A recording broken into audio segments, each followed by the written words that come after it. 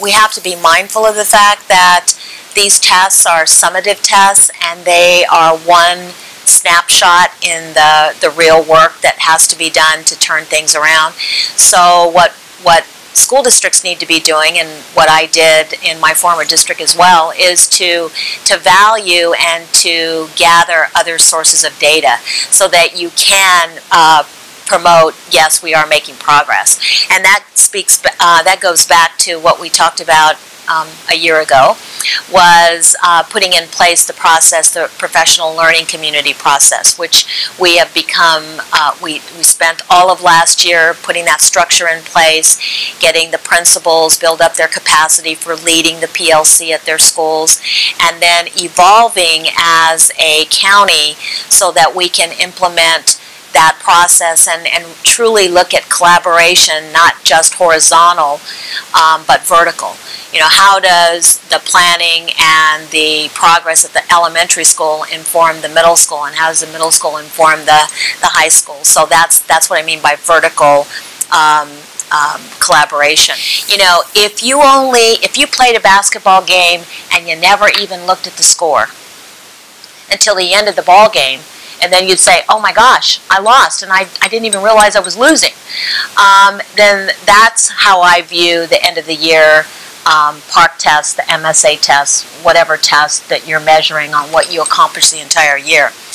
But we need to operate like a coach does for a basketball team, where you look at the score. You're always mindful of the score. The score is what your kids are doing in your classroom, and if you're not doing well, then you're going to call a timeout. You're going to possibly adjust the plays. You might put in some different players. You might redesign a different strategy on how you're going to approach this particular game, so that you can win the game by the final score. That's what I mean by formative assessments. If you've got your teachers always looking at the data, always gauging where their students are, finding, and we've got in place in all of our schools time for intervention, so that we're pulling kids out that really are not getting it during the class. We, as a school district, as a county, we've developed our own benchmark assessments. Everybody gives the same benchmark because we want to compare how all the first grade students are doing at the beginning of the year for this benchmark. Then we'll test them again mid-year, and then we'll test them again at the end of the year. We're going to do a better job of getting that information out and sharing that information so that we can gauge our progress on that. But in between, so that's only 3 times a year. Possibly we're looking at doing them 4 times a year. But in between, intervals between those, teachers can develop their own individual assessments to see how their kids are mastering those standards before we do the benchmarks. I'd say we did very well with our budget. You know, I think if the board could characterize me in any given way, they'd say if there's money, I'd find it under a rock. So we did what we could to become more efficient with how we do business. And we were able to find a great deal more resources within the existing budget. I felt confident when I interviewed for the position that there was money there, but we just had to think about where we're allocating our resources and think about, do we really need this? Can we cut on this? But a good example is we had a color printer copier at every building. Very expensive to run those copiers, and then our teachers were limited on the number of copies they could have. So that, you know, so it's like, okay, so we're supposed to be helping them with their resources, but now they can't even use it because they have 200 copies a month that they can print, and it's a very expensive machine. Got all of those out of the building, put in a black and white copier, saved ourselves about $75,000 as a district, and now they have unlimited copies. Well, the pay raise isn't, I'm included in that. We worked it out, so the first installment, if you will, of the pay raise will happen after the first semester, and then the second one will happen in April. So again, that was due to seeing how we could staff a little more efficiently? How could we save money in the process and use the existing? And keep in mind, this is the other thing that's pretty incredible about what we did. We were able to buy new textbooks in reading and in math. Now we've got Discovery in all grades, 2nd through 12. We adopted it, so that was an expensive process. We've got a lot of professional development going on with implementing the digital learning resources that we have available to us and the digital textbooks that are available, which they call tech books. Plus, we were able to give raises. And then on top of that, our budget was cut by $500,000. So that's pretty amazing. We're the only county in Maryland that offers universal pre-K. And of course we have, that's one of the debates for the gubernatorial election. Can we really afford universal pre-K? And I would advocate whether we can or we can't. I felt that if truly we have an issue with academic performance in Kent County, then it is in our best interest to provide universal pre-K. Because I will tell you that our kindergarten teachers were so excited about the students that they gained in their classrooms this year. They could tell that their students had been to pre-K.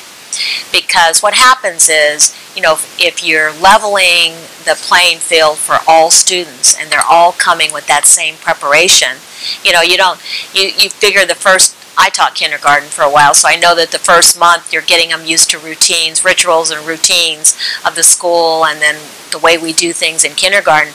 Well, that had already been done because these kids had already been in school for a year.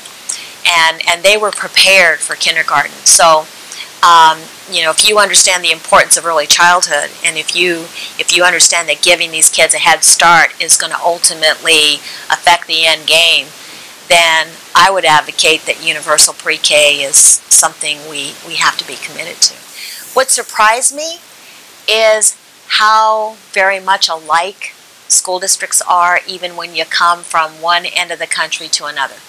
So I think that surprised me because I think there was a level of fear maybe or just this uneasiness of am I really going to be able to do the same thing that I did in New Mexico in a school district in Maryland.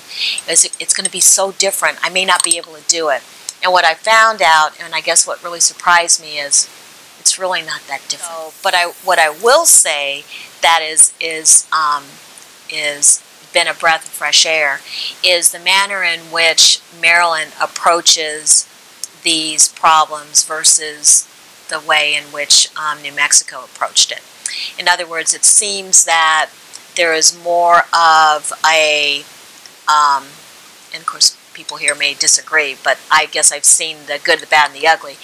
I saw more of a top-down directive in New Mexico where the State Department of Education was just, crafting these things together and then just pushing it out and saying you do it.